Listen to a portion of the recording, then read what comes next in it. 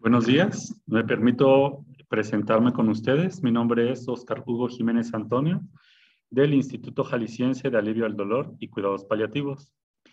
Vamos en esta ocasión a revisar el tema de obstrucción de vena cava superior.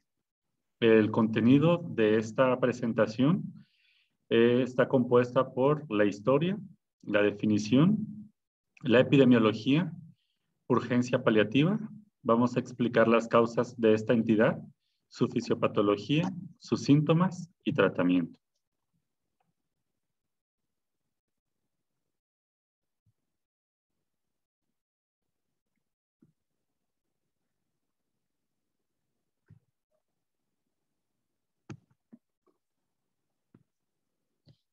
Bien, hablando un poco de la historia, la primera descripción se realizó en el año de 1757 por el médico francés William Hunter. Él fue quien hizo la primera descripción de esta entidad.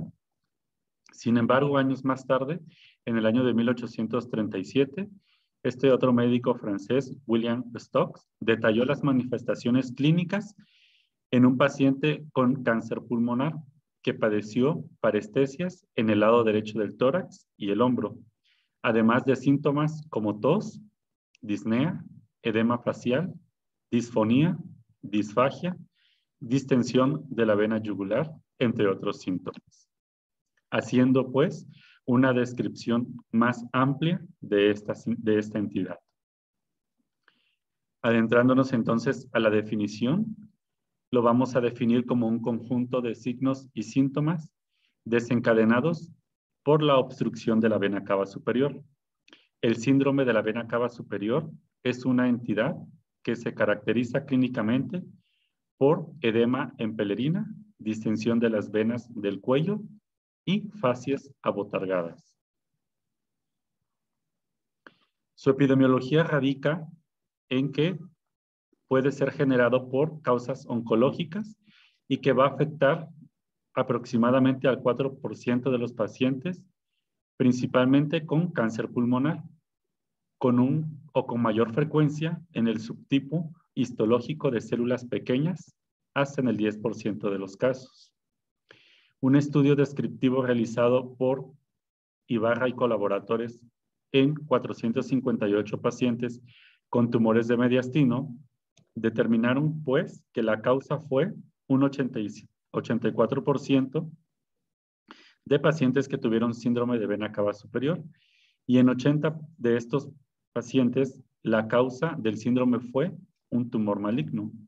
Este estudio descriptivo fue realizado en nuestro país.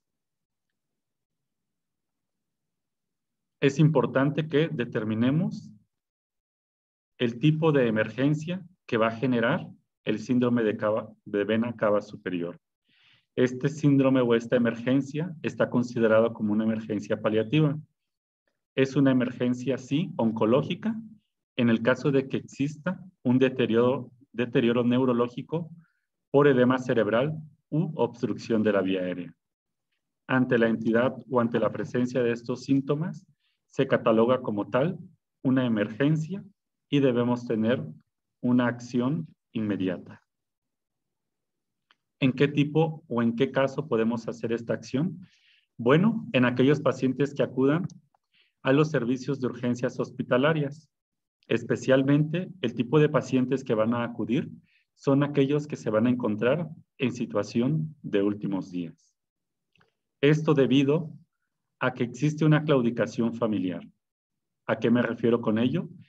Que la familia, a pesar de ser conocedora de la situación, no va a aceptar esta entidad y sobre todo esta complicación. Además de que no pueden tener los recursos necesarios para afrontarla o tienen un apoyo psicológico pobre o escaso. Es por ello que esta situación es más común en este grupo de familias y en este tipo de pacientes. Nuestra acción inmediata va a estar basada en ética y principios, ya que el paciente con situación de últimos días y situación de urgencias, vamos a basarnos en la no maleficencia, en la autonomía, beneficencia y justicia. Estos 4 principios son la base de nuestro código profesional y más en situaciones especiales como son las vividas en urgencias y sobre todo en pacientes de cuidados paliativos. Bien. Dentro de las causas que pueden generar esta entidad, vamos a clasificarlas en causas benignas y en causas malignas. Dentro de las causas benignas van a existir aquellos procesos infecciosos, ya sea por sífilis, tuberculosis e histoplasmosis. Anteriormente, estas 3 entidades eran la mayor causa de los casos de síndrome de vena cava superior. La trombosis concomitante con lesión vascular iatrogénica durante la colocación de accesos vasculares se asocia incluso hasta en un 71% de los casos de causas benignas de obstrucción de vena cava superior. En segundo lugar, se encuentra la fibrosis de mediastino secundaria a infecciones y a radioterapia. Otras entidades que nos pueden generar esta entidad es el bocio endotorácico, la sarcoidosis, la colocación de un marcapasos, el síndrome de Behçet y la mediastinitis fibrosa, que es una causa idiopática. En estas imágenes podemos observar una situación benigna que se generó y propició un síndrome de vena cava superior. Esto al momento de la colocación del catéter venoso para poder realizar hemodiálisis en un paciente con etapa terminal. Podemos ver, pues, entonces, que en la radiografía de tórax con ensanchamiento del mediastino y borramiento de la aritmia paratraqueal de su lado derecho.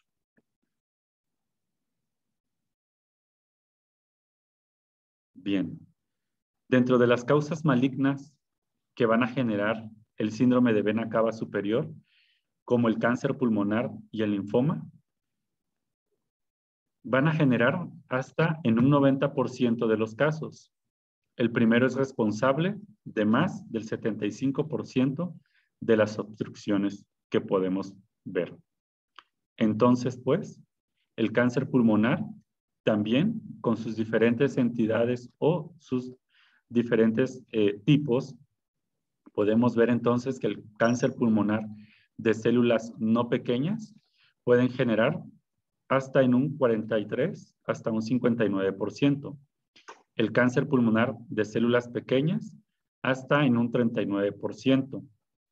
Y de ahí los demás tipos de cáncer que podemos encontrar, como el linfoma no Hodgkin, el cáncer metastásico, el cáncer de células germinales, timoma y mesotelioma. Todos estos en el órgano o en el pulmón.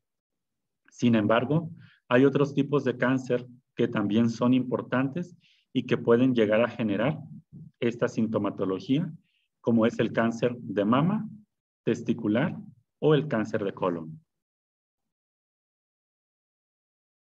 Bien, en estas imágenes podemos observar entonces a un paciente con diagnóstico de cáncer pulmonar de células pequeñas, en la que va a haber un ensanchamiento del mediastino y va a haber una compresión de la vía aérea, además de la presencia de un nódulo metastásico del lado derecho. Pueden observar a través de la pantalla que están señalados con unas flechas donde podemos primeramente ver pues el cáncer, cómo ha generado la compresión de la vía aérea y además como hallazgo tenemos el nódulo pulmonar metastásico del lado derecho. Bien, ¿qué pasa con esta entidad? ¿Qué pasa con la compresión de la vena cava superior? Importante que podamos determinar qué es lo que sucede. Va a tener un origen neoplásico principalmente. Tenemos el diagnóstico de un cáncer pulmonar, por tanto, lo va a generar la neoplasia. ¿Qué va a suceder?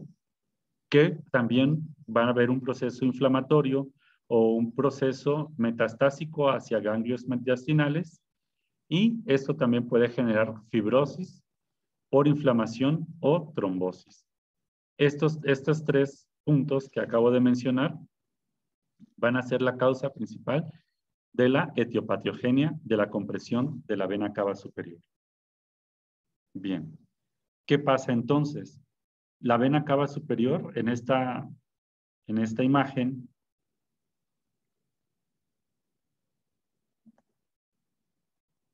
bien, si me permiten entonces, tenemos aquí la presencia de la vena cava superior, su irrigación o su recorrido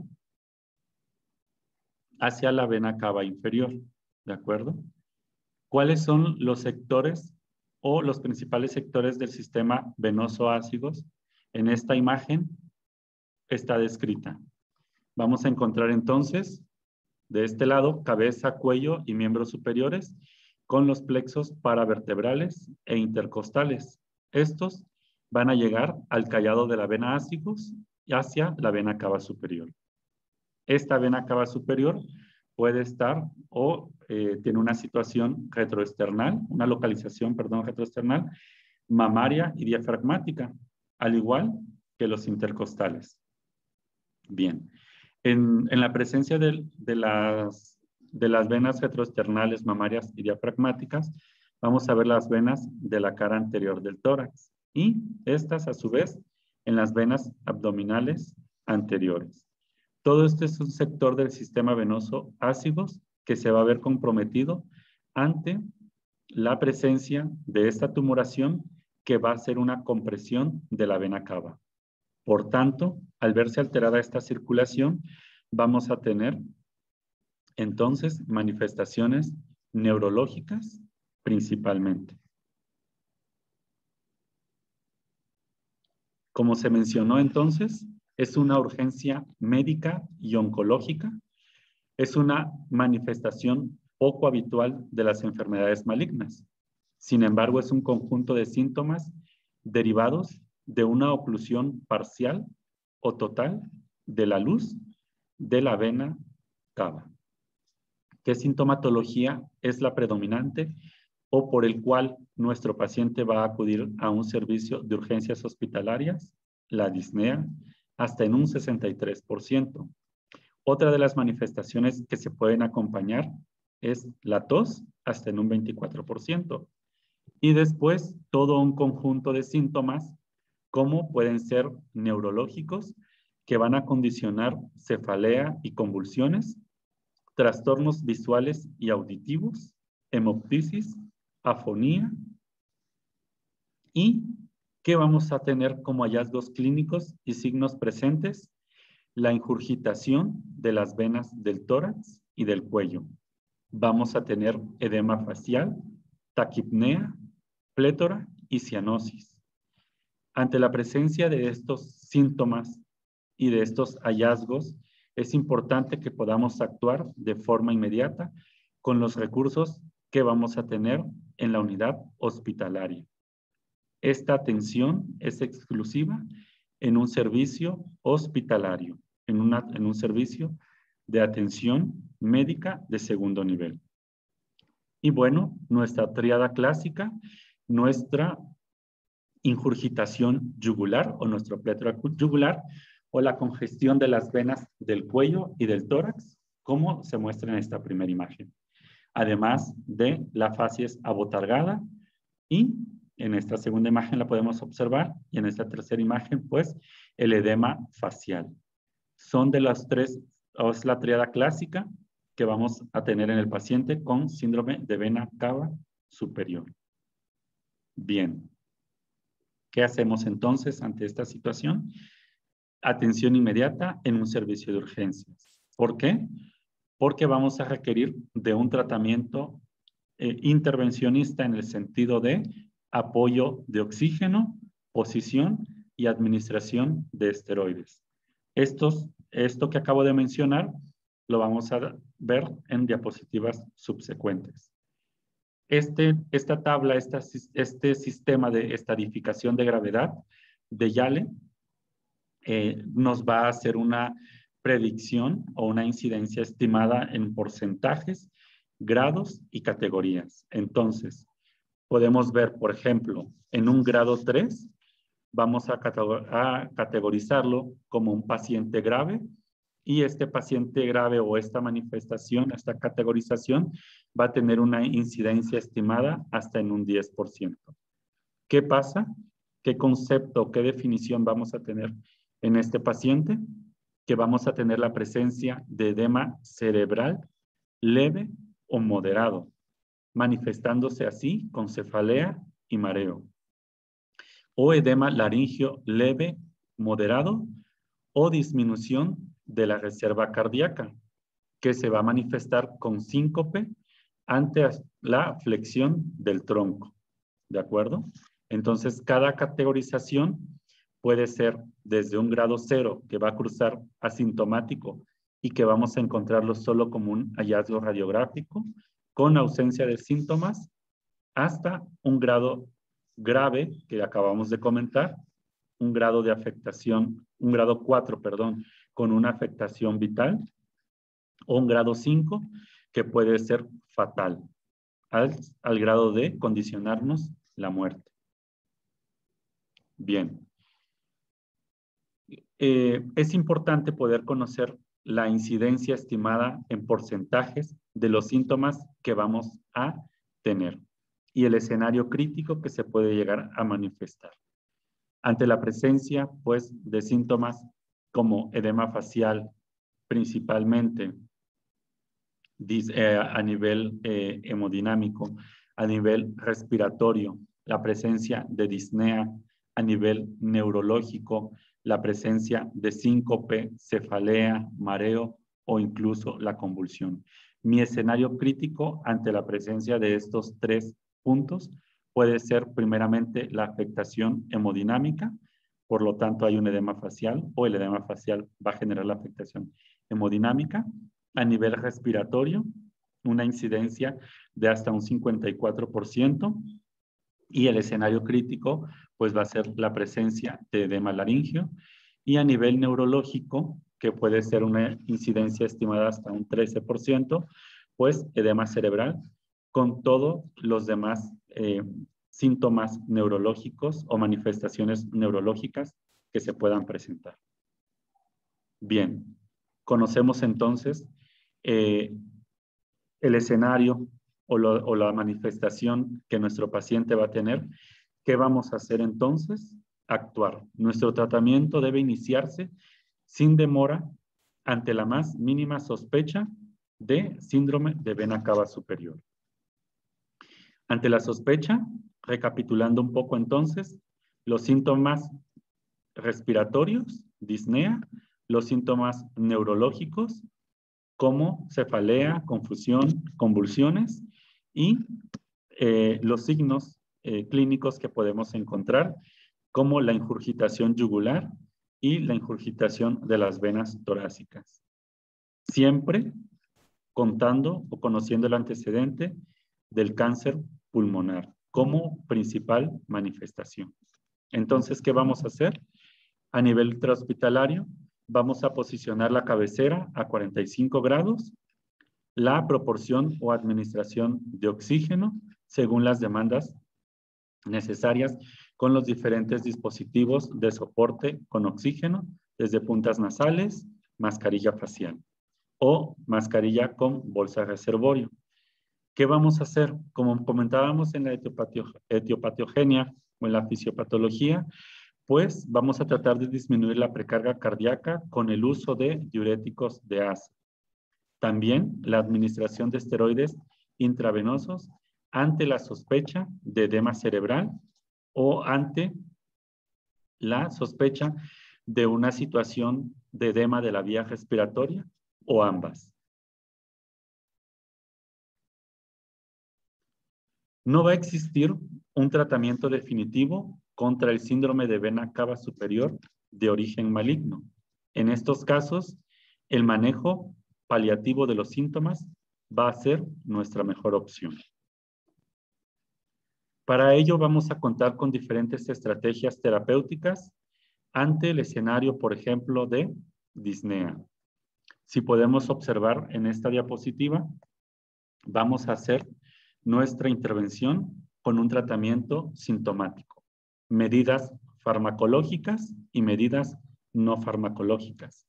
Ante las medidas no farmacológicas debemos tener una compañía tranquilizadora hacia el cuidador principal o hacia la persona que acuda con el paciente a nuestro servicio de urgencias hospitalarias. Vamos a proporcionar aire fresco sobre la cara, indicar o bien orientar acerca de ejercicios respiratorios, técnicas de relajación y posición confortable, entre otras tantas. Ante la presencia de estos síntomas, también tenemos que actuar con medidas farmacológicas.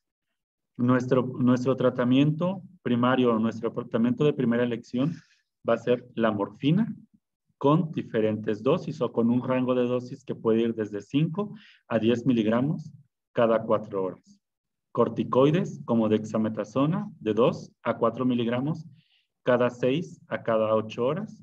O bien, si tenemos disponible prednisona, desde 10 a 40 miligramos día. La oxigenoterapia, que ya les habíamos comentado, y el uso de benzodiazepinas. Por ejemplo, o como cuál, diazepam de 2 a 10 miligramos día. Esto vamos a encaminarnos a nuestro tratamiento sintomático, ya que la modificación del proceso de la patología de base puede ser desde el uso de quimioterapia, radioterapia, el uso de antibióticos, hormonoterapia, toracocentesis, pleurodesis, entre otros. Otra estrategia terapéutica va encaminado ante la presencia de convulsiones y tenemos nuestra herramienta farmacológica con diazepam a razón de 5 a 10 miligramos de forma intravenosa y lenta. Podemos utilizar midazolam 10 miligramos IV y posteriormente otros 10 miligramos. Si existe una vía subcutánea, lo podemos pues administrar inclusive cada hora si existe la presencia o la persistencia de las crisis convulsivas. Importante yugular esta situación y continuar con anticonvulsivantes con dosis suficientes para poder mantener un nivel plasmático terapéutico. Y para ello podemos utilizar DFH, valproato o midazolam. Este estudio, que es un estudio de revisión del síndrome de vena cava superior con diagnóstico y tratamiento que se realizó en el año del 2018, fue su revisión. ¿Qué podemos hacer de manera un poco más agresiva o intervencionista? Pues la colocación de endoprótesis para el alivio de los síntomas en un paciente con síndrome de vena cava superior. Es una estrategia terapéutica efectiva, ya que en la actualidad ha demostrado hasta un 78, hasta un 100% de alivio de síntomas. Este manejo, claro que es conjuntamente con el servicio de urgencias, medicina interna y cirugía general. Ante la sospecha de este síntoma, podemos solicitar un estudio al alcance de todos, que va a ser una radiografía de tórax, para poder observar la obstrucción, no en sí determinar a lo mejor el grado de obstrucción. Pero bueno, ante los síntomas, ante un estudio radiológico que me está hablando de la obstrucción de la vena cava, entonces poder interconsultar y determinar si el paciente es candidato a la colocación de esta endoprótesis, ¿sí? El uso de dispositivos como monoterapia, se ha observado la recurrencia de la estenosis hasta en un 41% de las veces posterior a su seguimiento a 35 meses, perdón. ¿Qué quiere decir? Que tenemos, pues, a lo mejor más de 2 años con un adecuado funcionamiento de esta endoprótesis. Sin embargo, podemos también determinar, menciona la literatura de esta revisión, que si se combinan con quimioterapia, el porcentaje de mejoría clínica pues va a ir desde un 87% hasta un 100%, y de esta forma disminuye aún más el riesgo de estenosis hasta en un 18%. ¿Qué vamos a hacer también? También podemos tener una acción en tratamiento no paliativo. En presencia de tumores quimio o radiosensibles, al igual que en las causas benignas, los resultados terapéuticos van a ser alentadores. La quimioterapia y radioterapia de urgencia han demostrado alivio rápido de los síntomas. La administración intravenosa de esteroides se va a limitar a tumores que van a responder a este tratamiento. ¿Cuáles? El timoma y el linfoma principalmente. En pacientes que tienen un trombo en la vena cava superior, el tratamiento puede incluir trombectomía con o sin activador de tejido plasminógeno u otros agentes trombolíticos como la streptokinasa U o uroquinasa. La angioplastía intraluminal mediante la utilización de endoprótesis autoexpandibles, la cirugía con utilización de bypass en los casos de etiología maligna que no han mejorado a quimioterapia y radioterapia. Bueno, con esta última diapositiva concluimos esta presentación. Quedamos a sus órdenes para cualquier duda o aclaración subsecuente. Muchas gracias.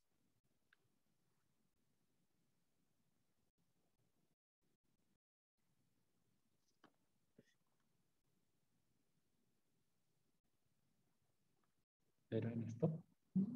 Claro. Stop. ¿No? En stop. Ah. No sé. Ya me salió.